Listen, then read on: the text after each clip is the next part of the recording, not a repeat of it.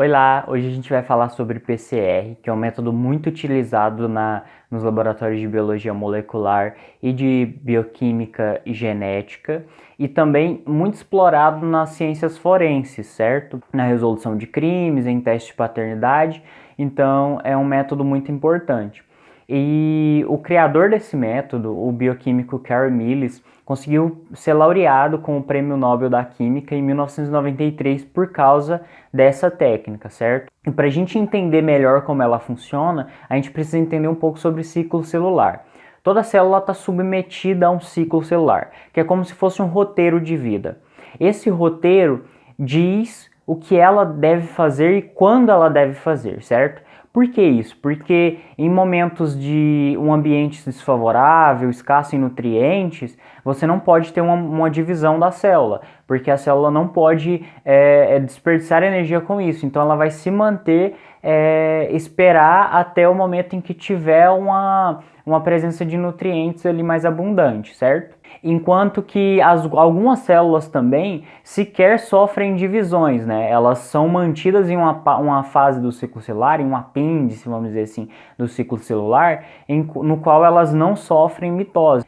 Por exemplo, os neurônios e as células musculares esqueléticas, certo? Então, assim, esse ciclo tem fases para tudo. Tem uma fase que elas precisam duplicar as organelas, tem uma fase que elas precisam aumentar a quantidade de substâncias químicas dentro, de reagentes dentro do citosol, e tem uma fase chamada fase S, na qual elas fazem a multiplicação do DNA, ou seja, em algum momento elas vão precisar dividir o DNA delas para duas células. Então elas não podem manter esse DNA em uma quantidade única. Elas precisam duplicar ele, para no momento que elas se dividirem, o DNA fique igual para as duas células filhas. Então, por exemplo, uma espécie com 10 cromossomos. Ela tem esses 10 cromossomos e na fase S ela vai fazer uma série de reações para fazer com que ela tenha 20 cromossomos ao fim da fase S. Por quê? Porque depois que passar a fase S, vem a fase G2 e a fase de mitose. E na fase de mitose, ela vai precisar dividir os cromossomos dela em dois. E para continuar com a quantidade comum de cromossomos da espécie, ela precisa fazer essa duplicação, certo? E aí, na mitose, essa célula que eu dei como exemplo, ela vai se dividir e vai 10 cromossomos para cada célula filha, o que vai fazer com que ela mantenha essa quantidade, esse número cromossômico da espécie, certo? A gente vem falar de um processo que ocorre dentro da fase S. O que faz com que uma célula duplique o material genético? Qual é a reação? O que está envolvido nessa reação? A gente chama de reação de replicação, né? A gente chama esse processo de replicação de DNA. Em um processo no qual, como eu já falei, a gente vai duplicar o material genético e a gente tem que fazer isso a nível molecular. A gente precisa duplicar o DNA parte por parte, nucleotídeo por nucleotídeo. A gente vai usar uma fita molde, a gente tem lá a fita de DNA, vão vir algumas enzimas que eu já vou falar, vão usar essa fita de DNA existente como molde. E a partir dela vão construir uma fita complementar e antiparalela, uma fita simples filha, que a gente chama de fita filha, né? E quem são essas enzimas, por exemplo? São muitas enzimas e proteínas envolvidas nesse processo.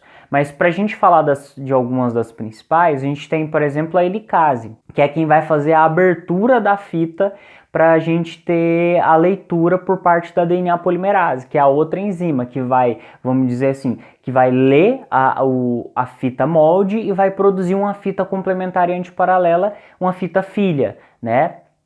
Então, a gente vai ter essas duas enzimas que vão trabalhar nisso. A gente tem várias outras enzimas, as topoisomerases, que aliviam a tensão de torção no DNA. A gente tem as SSB, que são fatores de ligação para não deixar o DNA se ligar novamente às duas fitas moldes depois de aberta a fita dupla.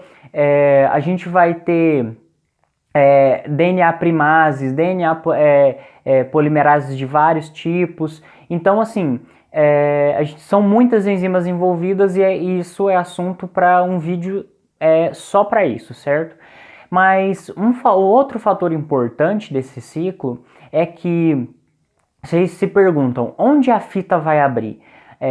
Qual é o local quais são os locais em que a fita vai começar a ser duplicada? A gente tem regiões ricas em adenina e timina, nessas duas bases nitrogenadas. E essas regiões, por causa da interação entre adenina e timina ser mais fraca do que a interação entre guanina e citosina, essas regiões ricas em A e T vão ser as regiões de abertura do DNA. Nessas regiões o DNA vai abrir e vai formar o que a gente chama de forquilha de replicação. E a partir daí as enzimas que eu falei vão se juntar e vão começar a fazer suas funções dentro da replicação. Uma delas é a DNA primase, que vai adicionar um primer, ou seja, um iniciador para que a RNA polimerase comece. A RNA polimerase ela tem uma peculiaridade, ela não consegue começar uma duplicação, uma replicação, sem um iniciador. Ela precisa, é como se ela precisasse daquela região ali, que a gente chama de iniciador, para poder continuar o processo de replicação, o processo de polimerização da nova fita, certo? Quem faz a adição desse iniciador é uma DNA primase, ok? E a partir daí ela começa a produzir. Existe uma peculiaridade sobre fita contínua e fita descontínua que eu vou deixar para outro vídeo para não ficar muito longo. Então, agora que a gente sabe o que ocorre lá dentro do núcleo na replicação, que essas enzimas vão atuar para realizar a polimerização da nova fita de DNA, quais são os ingredientes da PCR? Agora que a gente entendeu que a PCR nada mais é do que a reação de replicação do DNA in vitro, certo? E aí está a grande elegância dessa técnica, uma vez que ela consegue recriar uma condição que antes ocorria apenas dentro do núcleo das células, agora ela consegue recriar in vitro, certo? Ela consegue recriar em laboratório. Bem, a gente precisa de ingredientes para poder fazer com que essa PCR ocorra. Primeiro, imaginem que vocês vão precisar do quê? Da DNA polimerase, que é quem vai fazer a polimerização dessa nova fita de DNA. Então ela é um fator muito importante. E a gente tem essa DNA polimerase, uma DNA polimerase chamada ETAC polimerase. É uma polimerase resistente ao calor por ser retirada de seres termofílicos, né? Que vivem no calor. Então ela é resistente ao calor. E vocês vão ver que a gente precisa de uma temperatura elevada para poder realizar a PCR. A gente precisa dessa DNA polimerase, a gente precisa dos bloquinhos para construir essa fita. Imaginem que a fita de DNA é feita de vários bloquinhos, então para construir uma nova fita você vai precisar desses bloquinhos, certo? Que são os DNTPs, ou seja, os nucleotídeos livres, certo? A gente vai precisar também de primers, porque a gente precisa de um iniciador para a DNA polimerase, lembrem disso. A DNA polimerase não consegue iniciar uma polimerização do nada, vamos dizer assim, ela precisa de alguém ali a qual ela possa se ligar e a partir dele construir a nova fita, certo? E a gente precisa de outros fatores que são fatores de laboratório. Se vocês quiserem checar algum protocolo, tá? Vocês vão ver que o procedimento tem outros fatores. Mas os principais são esses, certo? E aí a gente vai pegar esses ingredientes, a gente vai misturar esses ingredientes e colocar dentro de um termociclador. O que é um termociclador? É uma máquina que vai fazer vários ciclos de temperatura. Ela aumenta a temperatura, diminui a temperatura, mantém ali naquele tempo. Então é um aparelho programado para isso, certo? Não vale a pena agora a gente tratar tão especificamente da temperatura, dos ciclos de temperatura, certo?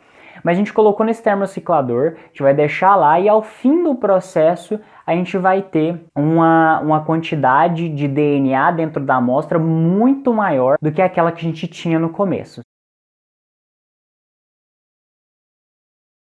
A gente vai começar com uma temperatura de desnaturação da fita de DNA, ou seja, nessa temperatura em que a fita dupla vai se dissociar e formar duas fitas simples, para permitir a próxima fase, que é a fase de anelamento dos primers, ou seja, é a fase em que os primers vão se ligar à sua sequência, sua sequência alvo dentro do material genético. E a última fase é a fase de extensão do DNA, que é a fase em que a polimerase vai se ligar ao primer, ao iniciador, e a partir dele vai polimerizar a nova fita, certo?